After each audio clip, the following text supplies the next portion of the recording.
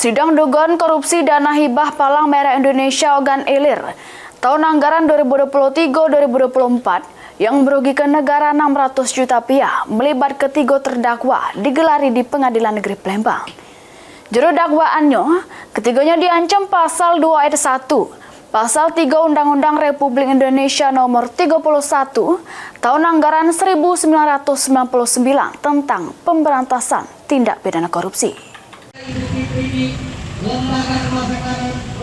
Sidang kasus dugaan korupsi dana hibah Palang Merah Indonesia PMI Ogan Ilir tahun anggaran 2023-2024 yang melibat ketiga terdakwa digelar perdana di Pengadilan Negeri Tipikor Palembang juru agenda pembacaan dakwaan. Ketiga terdakwa yakni Rebo selaku Ketua Bidang PMR sama relawan PMI Ogan Ilir, Meriadi Kepala Markas PMI Ogan Ilir sama Nairobi staf atau pegawai bidang kesehatan.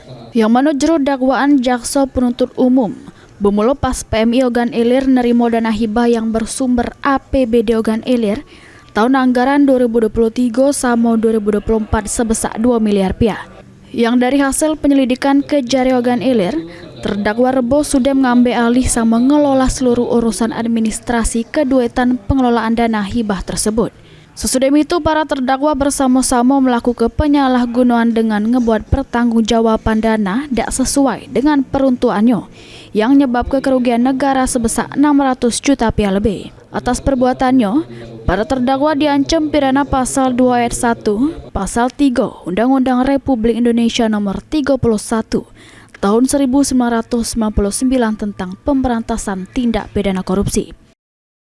Ketiga terdakwanya kita dakwakan dengan pasal 2 dan pasal 3 Undang-Undang Tindak Pidana Korupsi. Untuk perannya seperti apa, Kak? Perannya tadi sudah kita bacakan. Satunya itu dia ketua Posko, ketua markas, satunya lagi anggota markas, satunya lagi yang mengelola keuangan di PM. Ketiganya ini punya jabatan semua berarti, Kak, ya? Ketiganya punya jabatan. Kerugiannya 675 juta. Sesudah mendengarkan dakwaan JPU, dua terdakwa yakni Meriadi sama Nairobi memutuskan untuk melanjut ke persidangan. Sedangkan terdakwa Rebo melalui kuasa hukumnya Ferdiansa yang didampingi Lani Onopriansa ngaju ke eksepsi. Karena dakwaan JPU seolah-olah kliennya yang ngambil alih kendali PMI Ogan Ilir. Padahal struktur kepengurusan PMI Ogan Ilir sudah menjelas ada ketua, sekretaris sama bendahara. Jadi isi dakwaan tersebut menurut kita jaksa penuntut sengaja mengarang cerita di dalam dakwaan ini seolah-olah klien kami ini mengambil alih wewenang PMI Ogan Ilir yang pada dasarnya struktur pengurusnya jelas ketuanya Ibu Siti Khadijah, sekretarisnya Sayadi, dan bendaharanya Salahuddin. Yang kami sesalkan lagi, sekretaris tidak disebutkan dalam dakwaan ini. Heru Wahyudi, PAL TV.